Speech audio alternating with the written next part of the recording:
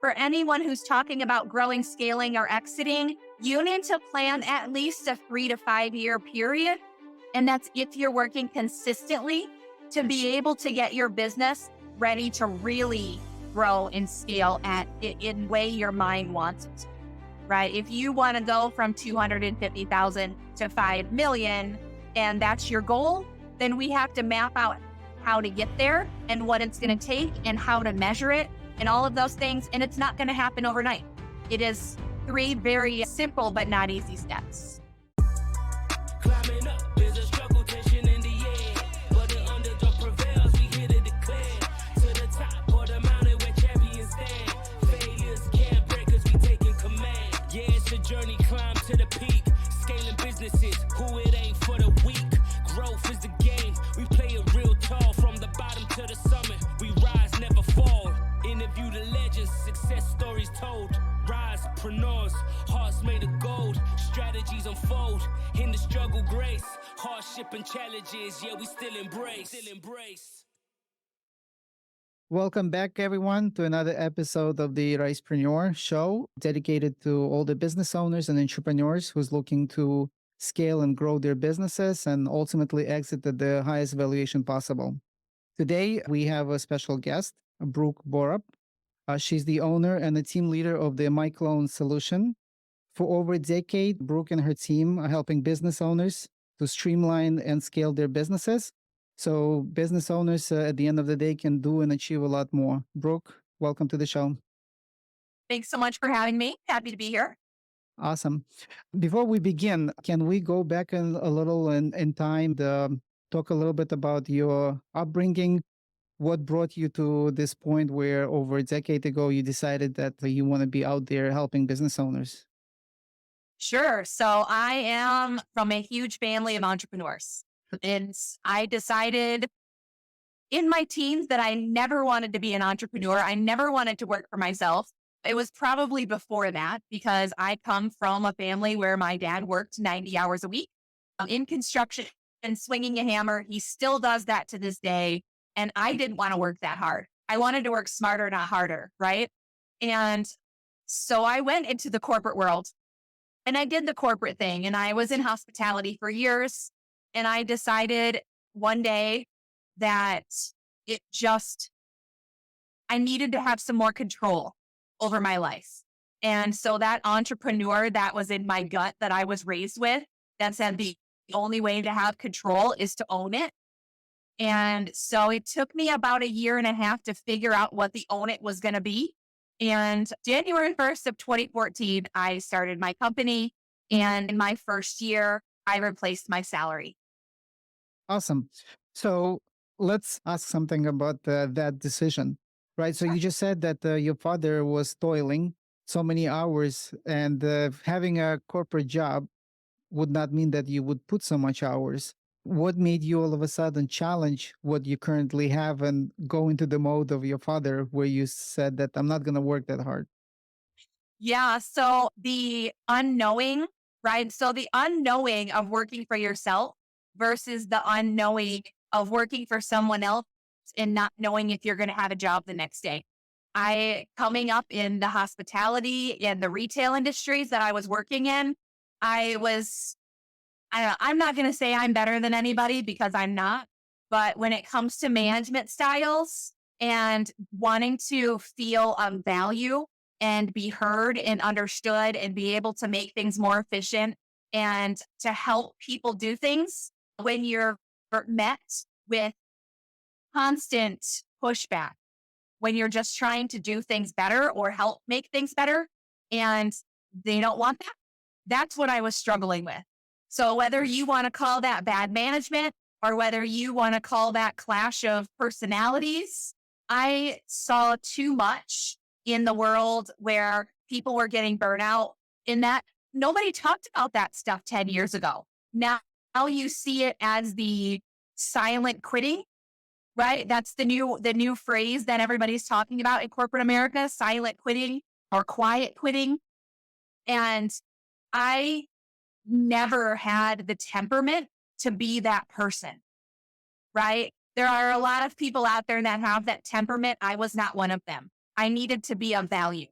And when I was constantly being pushed back as in the value that I was giving, I was like, I can't do this anymore. I would much rather have a quality of life that I can control and that I can really make a difference than to sit here and not be able to make a difference at all.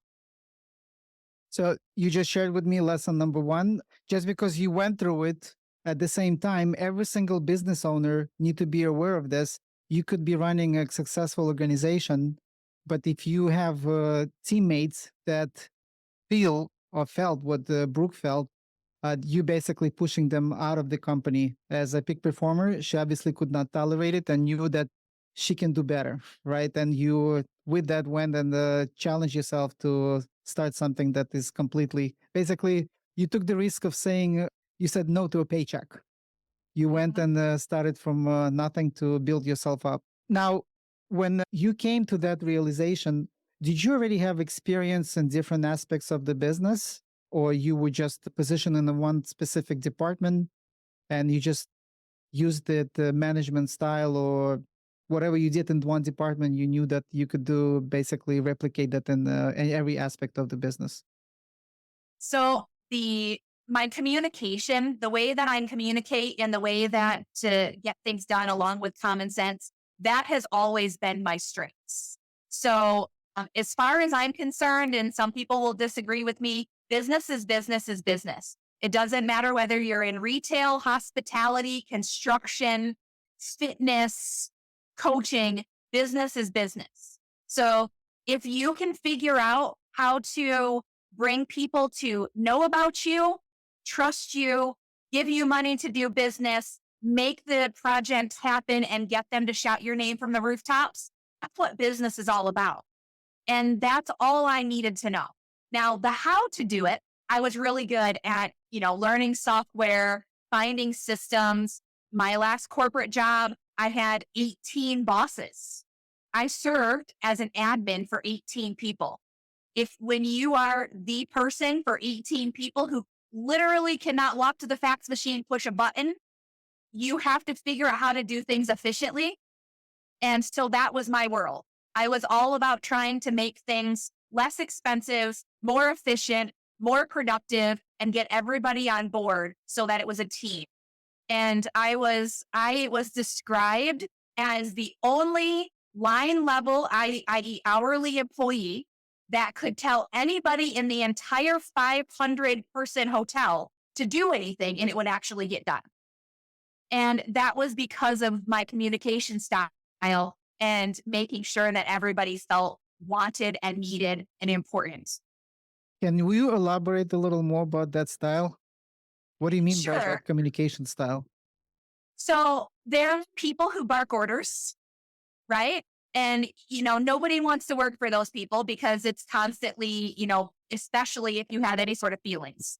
We don't like people who bark orders. We don't like people who just expect us to know what to do, right? Because then we're never going to meet their expectations because the only expectations is what they have in their head, right? We don't like people who think that they're the only ones that can do it, right? Who we want are the people who will understand that we're human, right? The people that work with them and for them are human.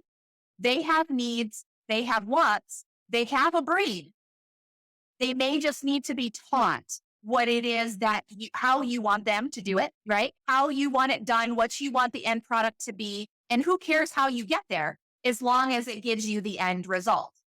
But you have to be willing to be patient. You have to be willing to train. And you have to be willing to let them live in their superpower, because if they have the ability to live in their superpower and you treat them with respect, then you will keep a team forever. Awesome. I heard something also, a gold nugget here, if everybody else heard, is focusing a lot more on the outcome that you expect and not micromanage the person on what they're doing and how they're doing. Everybody pretty much can leverage their common sense to get to the location. You just give them the framework, right? Make sure that they align with your values and how you usually do things within a company. Let them run with it and come up with the same outcome.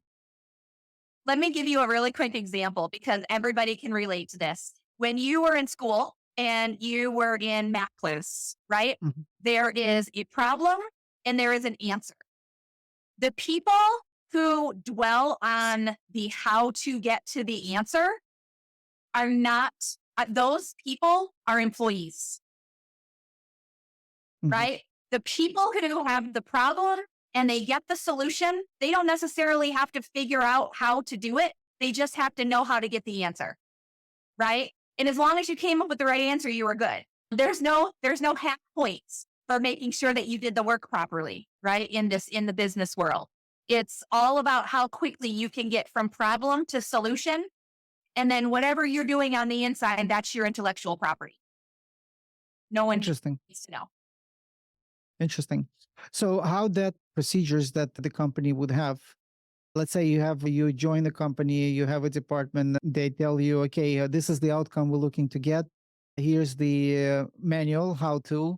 This is basically, you now own it, you run with it. So would you want them to follow the procedure, or you okay with them to explore other ways?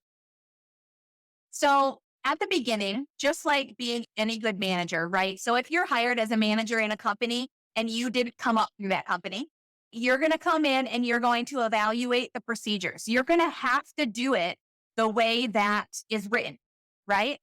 Until you can go and you can take to the person who manages you and you can say, hey, I found a better way. Can we talk through it?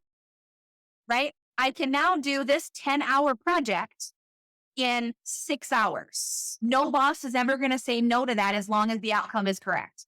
And it does Right? not conflict with the other aspects of the business. And I'm always looking for people who want to do more and want to do better and they want to expand their skill set. And then I want their opinion. If I'm not doing things in the most efficient way, tell me how we can make them more efficient. And that's an open door policy that I have with my entire team. And I mean, I will tell you, I've had people with me, the same people with me, 10 years, 6 years. I have virtual assistants who have been with me for many years, and then they've gone on to open their own businesses and given me virtual assistants from their businesses. So with business, relationships is what it's all about, not only internally in your team, but also externally with your clientele, right? That's your goal across the board is for repeat everything and for relationships to have the biggest ROI they possibly can have. With clients, it's money, with money and time. And then with team, it's the amount of time that they spend with you and the amount of investment you make in their careers and in their knowledge. So making sure everybody gets what they expect to Yeah. satisfy. Interesting. See, right now also I see that a lot of people just take it for granted and think that it was always that way, right? We hear virtual assistants, we hear things that done remotely.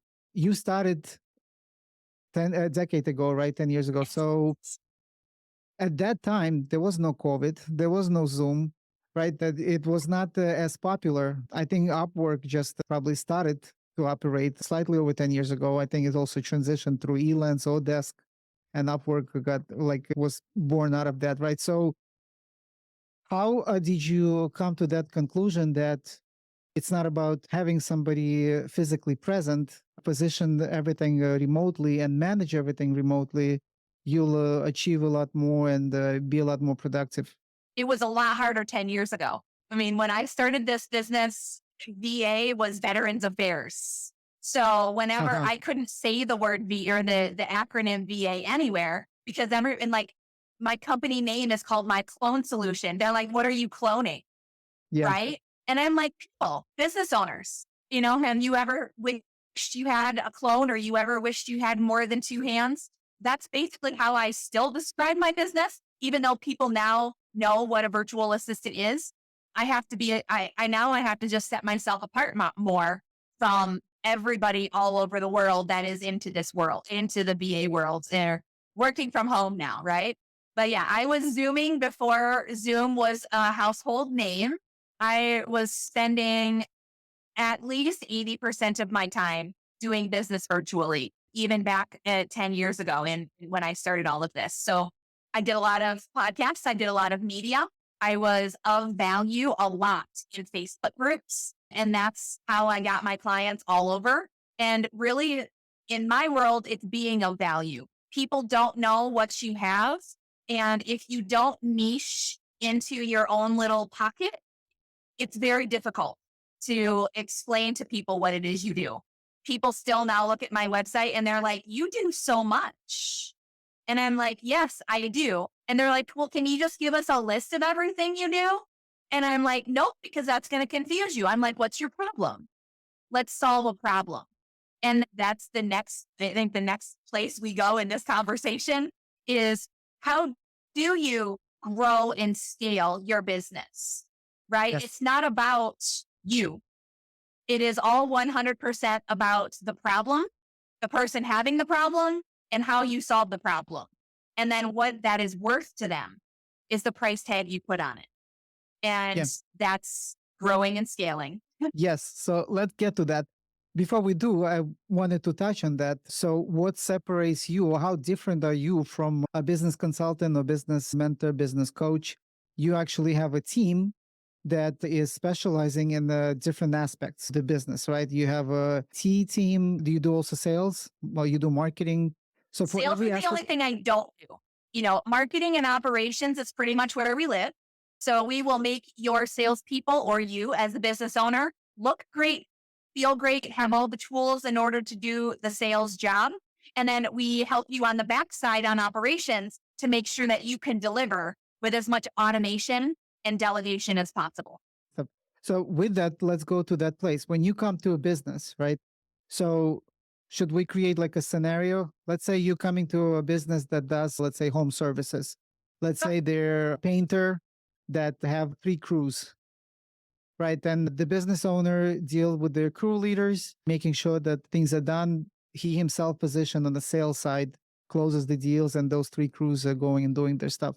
So business owner finds himself constantly micromanaging, right? And constantly looking for new leads because they need to sell to afford that whole 3 crews. So how that business owner conflicts or does not conflict with can transition to a place where they don't have to think anymore that entrepreneurship is working nonstop, not because you want to, because you have to. This is the price you pay. If I'm not there out there selling, we basically shut our doors. And how do I make every team member follow the crew leader who follows the vision of the business owner, because they're not necessarily that detailed and not able to oversee everything. So they micromanage everything, feel overworked, taking time away from their family, so constantly working. So when you come to such a business, what would be your first things that you would look at to remove and give back time to the business owner? All right. Are you ready? All right. So we're going to go through this process. In this scenario, I'm going to talk to the business owner and make sure that they're willing to make changes. Because in order to be able to eventually step out of your business, you need to trust the people who are running the business. Okay. You may not have the money right now to hire a salesperson, but that needs to be a goal if you want to step out of the business and you want to be the owner rather than a worker bee.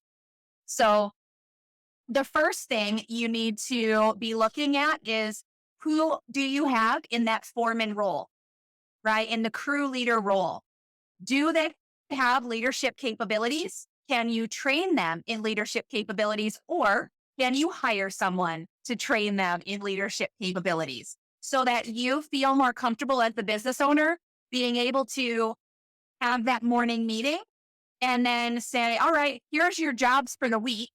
Go get your stuff, take your crews, do your thing, manage them, right?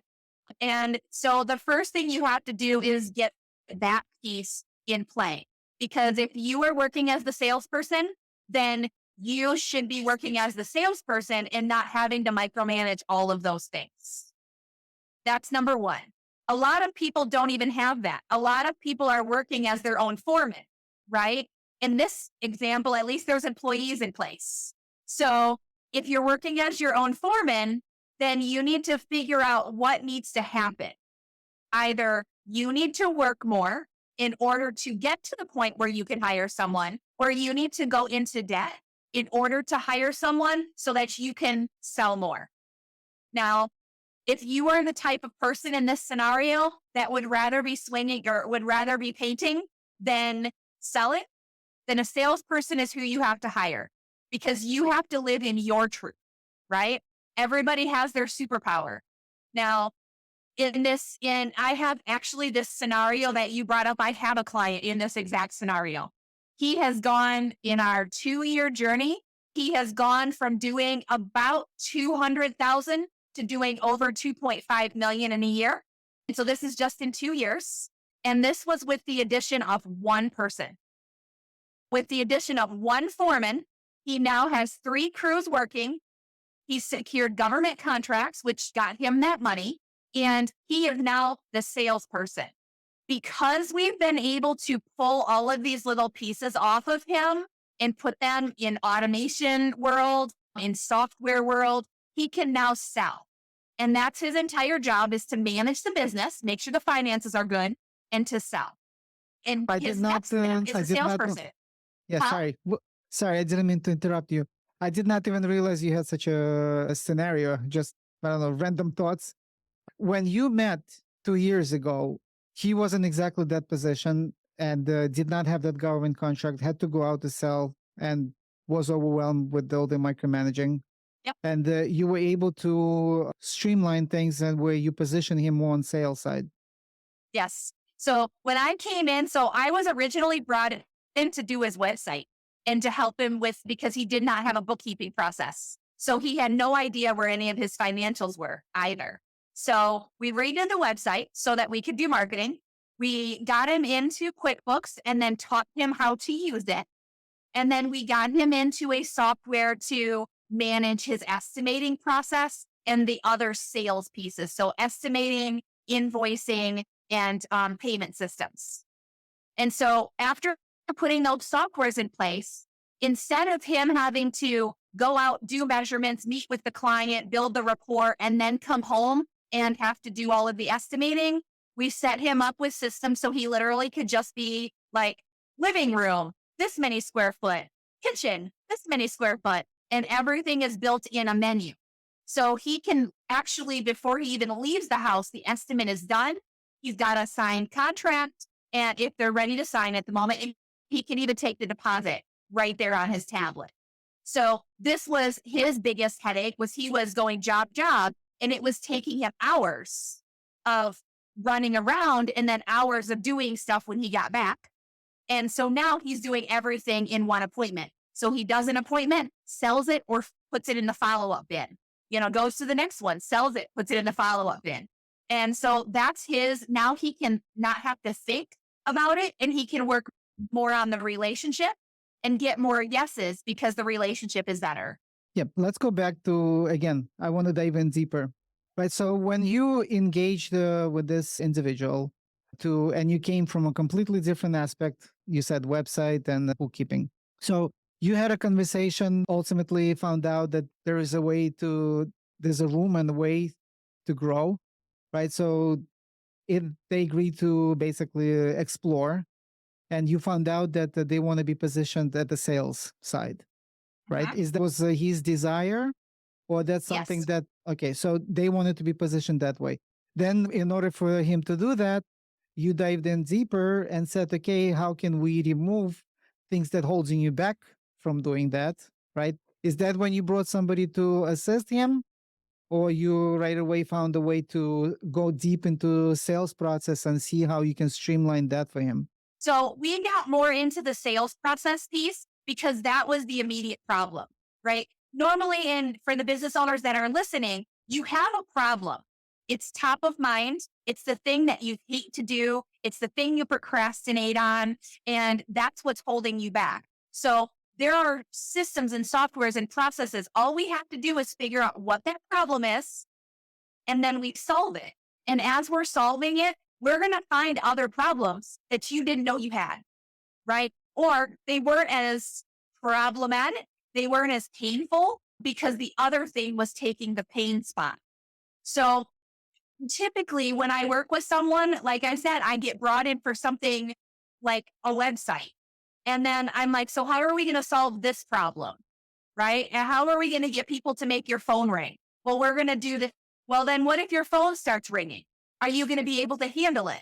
And then we start talking about the system there. And then when it comes to, then it's like, oh, this person owes me money. This person owes me money. This person owes me money. And I'm like, do you even know who owes you? No, because I don't have invoices. It's all in my head. Right. And so then we're talking about that too. So it's all of these pain points or all of these things that are holding your businesses back are simple. If everybody just had a checklist and just did everything on the checklist, then be great.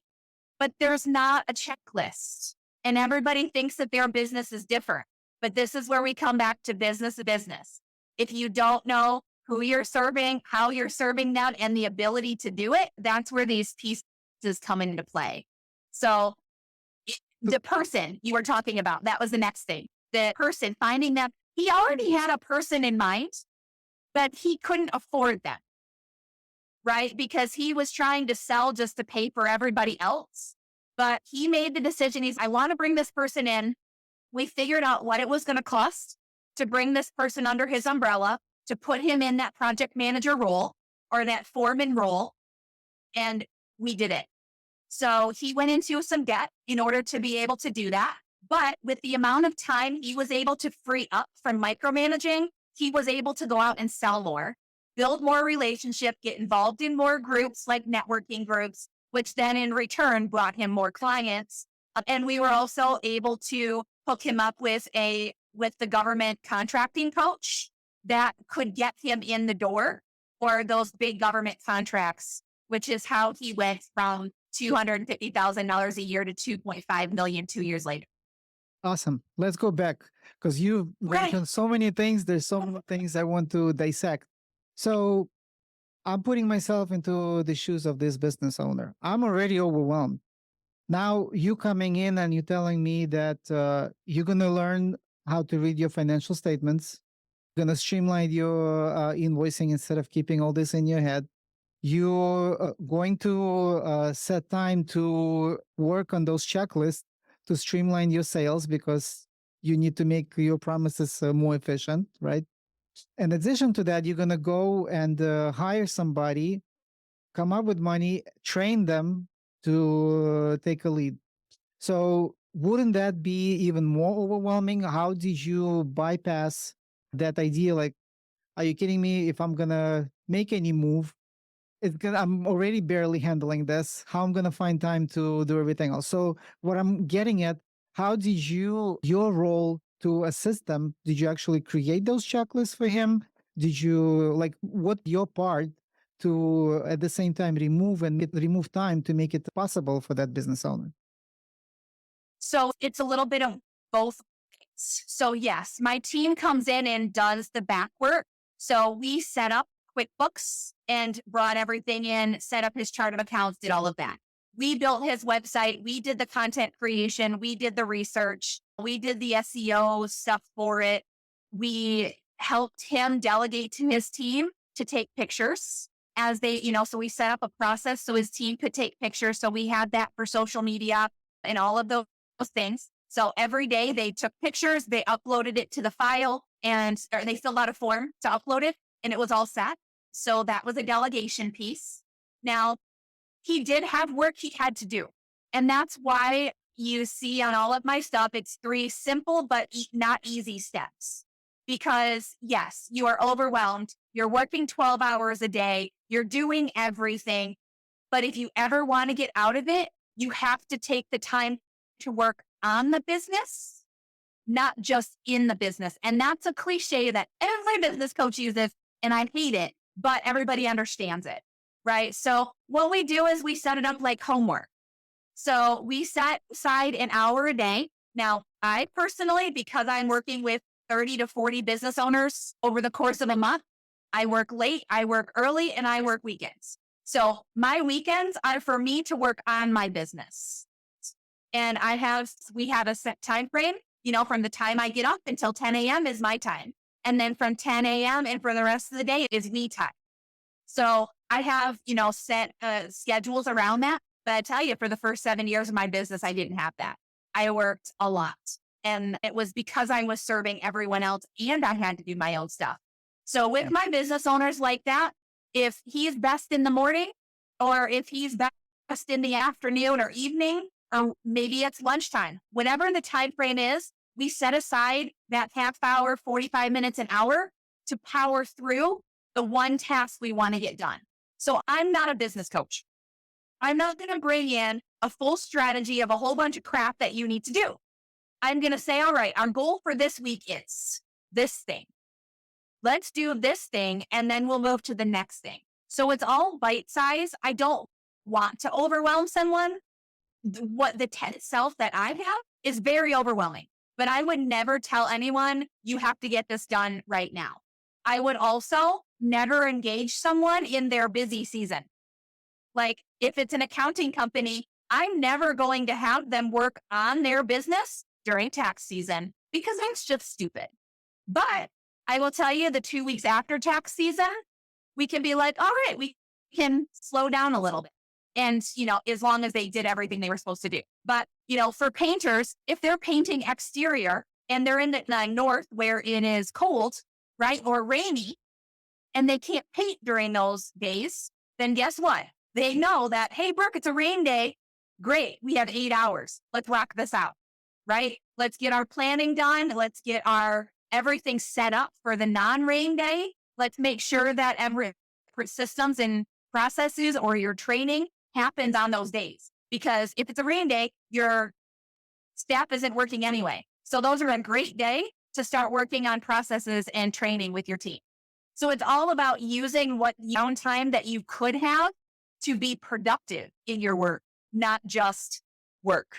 Let me share something that what I'm observing right now, right? So you see, I see business also as a sport, right? Team sport. Let's say a soccer. I like soccer team. So you see business owner try to be a trainer, try to be a goalkeeper, try to be a defense, and they try to be involved in the offense as well. So wearing multiple hats, playing all the roles overwhelms them. So when you come in, what I like that separates you from business coaching and business consulting, a lot of entities, when they come into play. So coaching is just accountability, mentoring, just giving them, being a guide, right? Leading them. A consultant will come in and usually they will focus on one aspect of the business. So in your case, when you come in, you basically have a team behind you that you involve. So it's not just you telling them and guiding them. You don't even need to be having like full expertise down to the T. Your team members need to come in and they're ready, like if they need to be involved in SEO, that's who you bring. If they need to pay-per-click advertisement, that's what they do. If they need to streamline, like you said, you may be not a salesperson, but you're all about systems and optimization. You would produce checklists and templates and processes that would streamline that and help them move forward, right? So that's correct observation. That's interesting. That's pretty cool angle that you have. So is the sales always where I would not say always, it depends on the business, right? Where they have the problem. So in this particular case, let's go back to our example. So sales, where was your primary focus, streamlining that part. Then you went into, what was the next thing that you optimized to position them, right? Just to get a contract, you have to deliver. You have to deliver consistently. You can also lose such a contract very fast if you're not meeting the KPIs that are expected, especially with the government, right? They have their measurement stick. So how do you make sure that what was promised is being delivered and optimized as well? Are we talking about for their clients or for mine? For their client. In that business. With him specifically, I haven't really gotten into his reputation because he doesn't have a reputation problem. So we haven't seen a reputation problem, so that was not the issue. It's the consistent leads of marketing was his issue. And then being able to do all of the estimating and all of the sales while also maintaining the crew. So him putting that in place to maintain the crew took off that full chunk of what he was responsible for. Now he's responsible for making sure that they have work to do. so he could focus on that. So that was where the sales piece came in. And that was where the new system, the new estimating system and all of that, we put all of that into place. It's not every piece of their business worked on at that minute, but him not knowing what his sales were didn't get him the opportunity to have a sales goal, right? So if you don't know what your money is, then you can't watch it grow, right? That's where the bookkeeping came in, is him being able to know where his money is at, how it's being used, so that he can say, oh, I brought in X dollars this month. We're good. I'm rocking and rolling. I got my paycheck. I can take a week off, right? Because he knew where his money was, so he never knew what he could do, right? Not that he's taken a week off, because he has not. But some of us are like that. He may want to take a vacation at Christmas, and that's the best time for him to take it, because no one's going to paint their house while family's in town, right? So that's another back using your common sense in your business to make sure that you're ebbing and flowing with what you have to do as the business owner. Yeah. Intentional. That's a good word. I like it. I'm curious about the reports that are being presented to him to know if everything is functioning, right? I'll come to the financial side in a second, focusing on the foreman here. Was there something created by your team that foreman had to follow, and hey, this is how you would present the progress of each job, where everything is, how much left, and so on. So then the business owner actually knows that, yes, we're up to date, that there's no fires to put out, everything is according to the plan. Did you have to come up with some reporting as well? And what tools do you use to produce those? For this particular client, that wasn't as big of a deal, because most of the jobs are 1 or 2 day jobs. That's more of a scheduling thing. So, i.e., there's a rain day, so we need to change up the schedule a little bit. But we had, inside of the tool that we had created, there was a communication schedule with the clients. So they would, they were booked for a certain day or a certain window of days. And so they were getting notifications saying, hey, your job has been moved back a day, or we're going to be there this date between this time and this time. And that was all put on automated. And then so all they had to do was move where the jobs were on the calendar as that communication happened. We did have to teach communication to make sure that, the foreman was talking to the crew members, so that we kept our crew members, because that's a huge issue. Turnover is a huge issue in the trades. So we wanted to make sure that they were heard, that there was a process for them requesting time off, that there was a process in place for them when they were sick, how all that work was going to get done with all of those pieces, because nothing was ever written down. And if your procedures are not written down, they do not exist. So that was a big piece of making sure he had procedures, making sure that people were following them and that they were held to them. Because that is in corporate, in small business, it doesn't matter, any business. If people don't know what is expected, then they don't know. You can't grade them as, you're doing your performance reports, right? Yeah. So we have to know that it is expected that you show up on the job site at this time, or the time that was sent to you, based on whatever. And we will let you know if that changes based on weather, based on, whatever. And there's a procedure in place for that. So it wasn't necessarily procedures just for the foreman, but for the business as a whole. And that's the scalability piece of any business. Yeah. So procedure is not what a lot of business owners think. They think they can just delegate it to somebody else. They would write some kind of SOP. Who cares if you have this stock of SOPs if nobody follows that, right? So we create procedures that somebody would actually follow. So it's customized to that specific role, all the functions they need to perform, how to perform, when to perform, what's the input. So everybody knows what the expectations are, so you can then measure their performance based on that, right? Like not everything can be automated. You mentioned automated. What tools do you use? Like how do you decide what could be automated, what will be semi-automated, what would be following specific process or specific checklist? What's some of the tools that you use to determine that? really common sense is the number one. For any of the clients that I work with, it's all about the processes. And right now, most likely, they're not written down. That's the first thing I do when I start with a client. No matter what it is that they come to me for, I want what I call my blueprinting call. Because if you see my website, it talks about construction. So we have a blueprinting call because I have to know, or we have to be able to design the entire blueprint of your business. Awareness on how people, like the marketing side, how people get to know you and what you have to bring them into your world, all the way through sales, operations, and a loyalty. So we go through that entire process, and I sit here with you and say, all right, so how do people learn about you? What do you do to get business? Well, my business is referral. Great. Where do you get referrals from? I network. Great. So now we know networking is part of your marketing strategy. So we keep going through, and I'm like, all right, so then what happens what's a sales process look like? Do you have a call? Do you do an estimate? What it is that you do?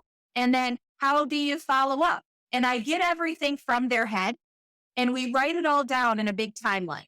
And then I can say, well, wouldn't it be nice if the follow-up just happened for you? Like, how often do we need to follow up? How long is your sales cycle? Is it 5 days, or is it 5 months, or is it 5 years? And so then we talk about that, and we talk about how we nurture each the customers, or put the customer journey through, how we nurture that for their particular business. And then we can start putting automation in place, and we can start figuring out what team members we need in order to make all of those things happen. So we need a sales team leader. We need an admin. We need a whatever, whomever. And then as we go through and we actually build the tools and build the software out for them, we do everything based on role-based email addresses. So sales at, admin at, info at, all of these things. So we buy those email addresses or create them as aliases, whatever, that's technical. We have all those roles. And then as they have the money to be able to hire one of those roles, we turn that into an email address, and all of the training, all of the notifications, all of the everything is attached to that email address. So when that new person is hired, they have everything on their dashboard as soon as they log in. And so now, instead of training someone in that role every single time that role turns over, you've already done the work because we did it in building the system. Let me try to summarize what you just said, because I see this again and again with pretty much every business that I get involved in. So business owners do not necessarily have all the processes defined, right? They grew to a point where they able to delegate. While the team is small, they're able to oversee. Ultimately, they reach a place where they plateauing, right? They know they can bring more business. Current team cannot handle it. To bring more teammates, you can barely keep up with what you have here, turnover, engagement, whatever the issues are. So to solve this, what you do is, instead of what I see people do, is they focus on, let's say, on the organizational chart. They'll say, okay, I have a team of 10 people. This person does these, playing multiple roles, wearing multiple hats. In the smaller companies, right, it's not to wear multiple hats. So everything is focused on people. What you just said, I don't know if everybody caught or not, you mentioned a role, processes first, right? So at the end of the day, we want to have a company to be positioned in such a way that your assets, your equity of the business doesn't go home at night. It stays within the company. So what you do in your process, you go and define everything. You put everything on a timeline. You basically, as analogy I can think of is, let's say you have a house with 20 rooms, 5 bedrooms, bathrooms, a game room, pool room. You have a basement, you have a wine cellar, you have a garden, you have a pool, you have a jacuzzi. You have all this to maintain, right? So instead of bringing people and telling them what to do, what you do first is you'll say, okay, let's break down what the functions would look like. For bedrooms, we need this type of functions. That's how often we're going to need. So you would define everything for the whole estate, how it's going to be maintained. And then based on that, you're going to bring people to play those roles. So if people would ever leave, whether they quit or they decide to do something else, so you let them go, it's always easy to bring somebody to fill in the role because all the processes, everything is defined, everything is documented, and everything is in place. So Yep. that's, I believe, the eye opener for everybody should be who is in the position where they feel that, listen, I'm working myself. I bring home all that work. It never ends. And I wish there was another way. Well, ask yourself, are you focusing too much on people or are you focusing more on the processes and everything else that Brooke was just mentioning here? Yeah. Well, and the thing is, another thing to think about in this space is your wine cellar is never going to be your kitchen, right? And so many people want to plug the person or that they hire. They want them to be their social media person. They want them to be their salesperson. They want them to be their operations person and their customer service person. Well, not a lot of people have the ability to change roles like that from minute to minute. You know, they're kind of rare. And believe me, because I'm one of them, it's very hard to duplicate me in the role that I'm playing right now. So I have, depending on what my clients are and what I need, that's how my team has grown. I need someone who can just focus on web design. I need someone who can focus on just graphic design. I need someone who can just write social media content. And then I need somebody as a project manager that I can say, here's a project, here's all of the information, take it and run with it, right? And that's how over the last 10 years, I've managed to go from the person doing everything in my company, just like most of you listening, to being able to say, all right, I am the salesperson. I am the face of the company, and my job ends as soon as I have all of the information for the project. I do the contract, and then I get payment. And at that point, I manage my project managers. And my project managers work with that client directly to get everything they need. And they work with all of our team members behind the scenes. So our clients only ever talk to two people, me and a project manager. And then if there's after they get introduced to the project manager, the only time they hear from me is if there's something wrong or if I'm touching base to do something new or touching base because, they're friends and I want to know how their life is going. So that is my relationship building. And ultimately, that's where I want to be.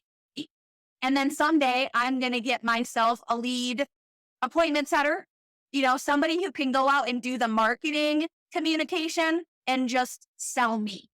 And that in my business, that's my goal. That's my next hire is going to be that person who I can train to be me from a communicative standpoint so that I can focus on the client relationship, the project, and the handover. Love it.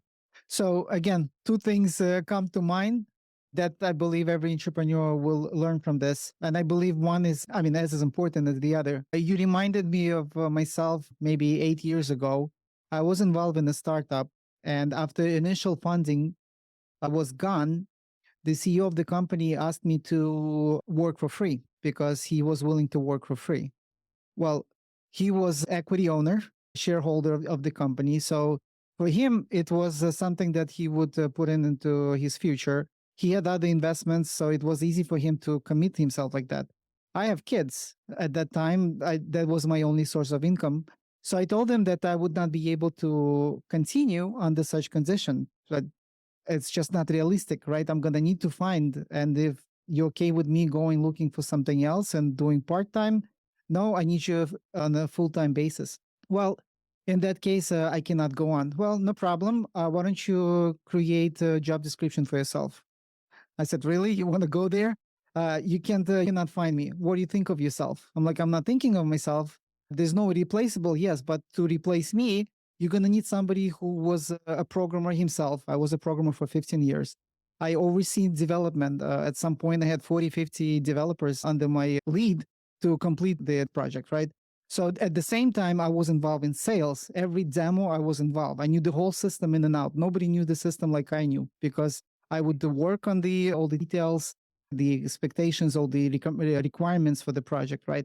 At the same time, I managed the servers and then also did marketing, pay-per-click marketing. So to replace me, you need 5, 6 people realistically, right? Because I wore multiple hats.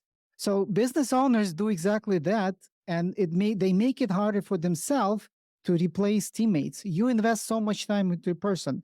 You're making them wear so many hats. Yes, you wear those hats as well. I understand, but what's the likelihood of them staying? They get a burnout and they leave, and now it's not so easy for you to bring somebody else to assist you. You need 5, 6 people to replace that one person. So not to be in this position, you need to clearly define what the role that person is playing, and they need to have a title tag, right? So even if I play multiple roles, I need to know right now I'm a salesperson and I'm also a marketer. So if I ever need to bring somebody else, separate that, right? So it needs to be like a title. What's my title? People do not know what's my title because I'm a linchpin. You're I do the everything. everything. Yes, I'm Yes, you're the everything. everything. Yeah. So at the same time, I can see how business owner who does that also creates a problem.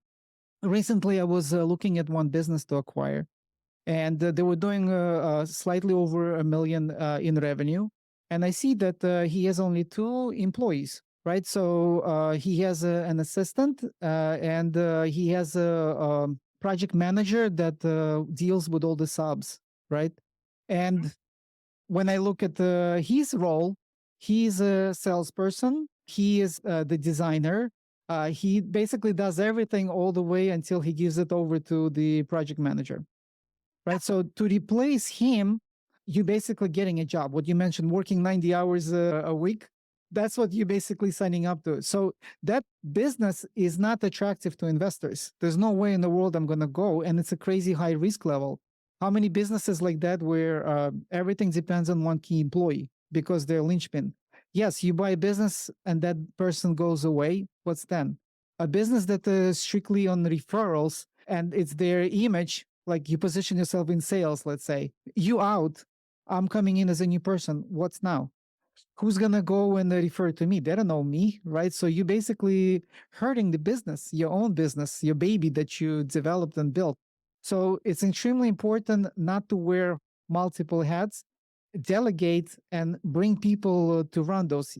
You can do those because you want to, but you need to clearly know that, define, yes, and be able to remove yourself and have somebody in place that would do it better than you, right? So those are 2 things I see how could be a huge problem for a business owner. So going back to what you shared, that timeline, it's not necessarily with just business owner, right? You communicate, you actually talk to every teammate because the business owner himself not always necessarily aware of all the aspects of the business for you to come up with that Yes. timeline and see what could be automated. Correct. Correct. So it depends on the business and how many employees are there, if they're key employees, if they help design any of it, all of those things. So, in a business that I started working with last October, there were 11 people. And so I went in and I talked and I spent time with all 11 people to figure out what they were doing, what softwares they were using, all of the things. This company had 27 softwares that they were using and none of them talked. So sales had no idea what was going on in accounting and everything was separated. And so the owner had to rely on each individual person. And thank goodness, the majority of his people had 5, 10, 15, 20 years under their belt. But all of his key employees, 10 years away from retiring. So what's going to happen to the business in 10 years? Right? They haven't put any systems into place and it all relied on the brain. It all relied on those key employees knowing what they knew versus having a procedure based on what they knew. And so that was my job, to come in and basically download and put all of those procedures in writing. And in this case, create one software or 2 softwares that did the integration pieces so that every employee could see only what they needed to see, but everything was designed to talk. Awesome. And don't need for double entry and human mistakes. Exactly. Not being able to predict the future in a business that should be predictable is hindering them. And so getting them to the point where business can be predictable instead of a guess based on somebody's head saying, oh, we go there every 6 weeks. No one's going to know that if that person gets hurt, right? That person can't be at work. No one's going to know those things because there's no place for it. There's no software for it. There's no diagrams or reporting for it. So the systems are the software that you put in place to manage the processes. And, you've done, valuation and selling your business and all of that. And so I will tell you, for those of you who want to grow and scale your business, it starts with systems and processes and being able to have a duplicatable business, i.e. replacing you. Mm-hmm. Now, that happens at whatever stage you're at now, whether you're a startup, whether you're 5 years in, 10 years in, 20 years in, but it's the exact same process we go through with people who want to sell their business, because we still have to do the download and the processes and the SOPs and put the software in place because nobody has your brain. So all the things that we do to grow and scale you are the exact things that you need to have in place if you choose to sell or succeed your business. Now, Yes. what I hear in this process, with a lot of people is my business isn't going to be worth anything, especially small business owners. My business isn't worth anything without, and you may be right. That's not a But in most- compliment. No, right? But in most of those cases, like, you have to have an X plan, right? Because things happen to us because we have these human bodies. And so things happen to us that are unforeseen. And this is how a lot of my clients that I got in the first 5 years, this is what I was basing everything on. Because I come from a family of entrepreneurs, somebody dies and then somebody's got to fix it. Right. And Wow. so I worked with that a lot because that happens. A website developer dies and owns your website. And Ouch. guess what? What happens to your website? It's gone because you trusted somebody else to hold your asset. And so there's that, right? So I'm educating people about all of these things. You need to own your assets. You need to have procedures. You need to have if it happens to you, what happens to the clients? What happens to the business?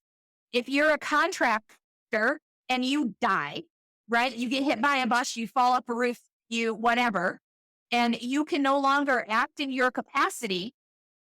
If the business is going to shut down because your business, if it can't be sold, it is yours, right? And the business is not valued at anything and it has to be shut down. Who's going to shut it down? What is the procedure for that? How do they know which clients have given you money and which ones haven't? How do they know which jobs you're in the middle of? How are they going to be communicated with? All of this is procedures, right? And if you Yes. don't have the data in a place where everybody knows it is, or at least that key person knows where it is, then your legacy is going to leave a bad taste in people's mouth, even though they feel sorry for you because you're dead, right? Yeah. I say this in the most loving way possible. Always plan your business with an exit in mind, no matter what the exit is, Yes. because you want to make sure that your legacy lives after you. Agree. Even if you treat business as a cash cow, right? You milking it, you don't plan to exit, you intending to keep it forever. That's fine. Still, as we age, a lot of things happen. Actually, one example comes to mind. This business owner was bitten by a spider. He was out of commission for 6 months. They had 18 trucks that relied on him going out there and creating all those estimates. So they were on the verge of bankruptcy. Ultimately, 6 months later, he was able to work, but only like a couple hours a day, not more. So it was a family business. He had to educate his daughter, get to that place. So let's not wait until something extreme like that would happen and try to take away what you have built and put together. See, Yeah. what I like the most here that is you're not just telling them what to do, because I see that all the time. You talk to a business owner who owns your domain. I have no idea. What's the login to the hosting? I have no idea. Who's hosting your email? I have no idea. No idea. You basically do not own any of your assets. And if company goes away, and how many examples I've seen where companies held hostage you do business with me. If not, then see you later. And they're somewhere overseas and you have no idea how to access your scripts, how to access your emails and everything else that you need, right? So yeah, very interesting. One thing that I will mention also that I see that all the time, I see businesses like in 4 stages. And the fourth stage is where they're going to need somebody like you to come in and help them with that. There's no way in the world they can do without. One stage is when they're not tracking anything. They just know that money coming in higher than money coming out. I have my lifestyle, life is good. Ultimately, they'll come to a position where, you know what, I need to know my numbers. And they usually start with the financial numbers. So they create indicators on the financial side, right? I know exactly what my revenue is. I know what my gross profit margins are. I know how much I allocate as a budget for marketing. I know what my acquisition cost. I know how much I'm paying salary. I know my numbers on the financial side, right? So then the third level is when they go and start to focus more on operational side. That's where you primarily probably come in as well. Not as primarily, I'm saying that because it's all on operations side, right? So you would now dial in and create dashboards, indicators around number of leads, number of appointments, number of any outcome that basically each department, each role has to produce, right? So get that in place. And then the fourth level, which is the hardest, it's the efforts. Most of the companies do not track efforts, right? You'll go to a store. I like this example. You pay $5, you get a dozen of eggs, right? You know exactly what you gave. You know exactly what you got, right? In our businesses, and if you ask yourself how many of us in not necessarily in every department, when you take, do you always know what you gave and what you got? Most likely you know what you gave, but you have no idea what you got. Right. I'm running an ad on the radio. I've hired somebody to run ads in the magazines. How many calls did you get? How many walk-ins? How many appointments? How much?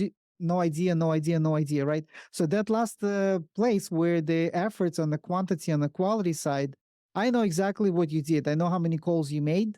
I know the quality of the conversations that you had to produce that many appointments. Right. So on the final level, if only business would get to that place, everything would be so transparent, so predictable, right? And again, with somebody like yourself, that becomes a possibility. So they don't feel have that they do everything themselves and overload themselves even more. Exactly. Really after you decide that you want to make your business more than a hobby, right? So after step 1 in your 4 steps, once you say, okay, I need to know where my time and energy and money is going, I need to have some sort of metrics for this. Most of the people that I work with are going from stage 1 to stage 2, right? Are just making it over that hump. Now, the ones that have with a coach or started to work with a coach, because I work with a lot of coaches from a referral standpoint, right? So the coaches will help you with the mindset of why you need to do it, how you need it, what you want to see, all of that kind of stuff. But typically don't do the implementation. So they bring me in to help devise the plan to make the goals happen, right? So that's where your architect, right? So the said, we want a 5-bedroom house with three bathrooms and, all of those things that you were talking about in our house earlier. And then I have the conversation and I'm like, well, do you really need a wine room or do we just want to have some space to have one in the future, right? Because right now you can't afford a wine room, right? So we draw up the blueprint and then we decide which rooms are the most important to work on first. And then we start building the scopes and building the timeline and the budget based on the most important rooms. And in order for us to bring in more money, to be able to have more budget and more time to work on more rooms. So for anyone who's talking about growing, scaling, or exiting, you need to plan at least a 3 to 5 year period. And that's if you're working consistently to be able to get your business ready to really grow and scale in way your mind wants it to, right? If you want to go from 250,000 to 5 million and that's your goal, then we have to map out how to get there and what it's going to take and how to measure it and all of those things. And it's not going to happen overnight. It is 3 very simple but not easy steps. Exactly. And it should not be surprising why that long, because it takes time to settle those things. And also, just because you would create all that, it does not mean your current team will adopt all this. You're going to have to go through some people to get to the place where you have all the people totally aligned with the same values, that totally understand their roles, would love to perform at their roles and get better at those roles. All that takes time. In addition to that, I would mention that we as investors, when we go and acquire a business, before we do, we want to look at their financials. And we usually ask for 3 years of the profit and loss statements monthly. So we want to see what's going on every month, right? So when you're intentional about your business, every month should be better, better, better. We have like a seasonal business, but then you have an explanation why there was a drop in sales. But you want to always see a business that on a upscale trajectory, like going up versus up and down and kind of plateaued. Yeah, absolutely. And that's in, of course, year over year with all of those things. I live in Florida. So the restaurants and hotels that are on the beach, yeah, the restaurants like plateau, and they're like, I talk to the servers, when I go to different places, because I like to hear, from everybody.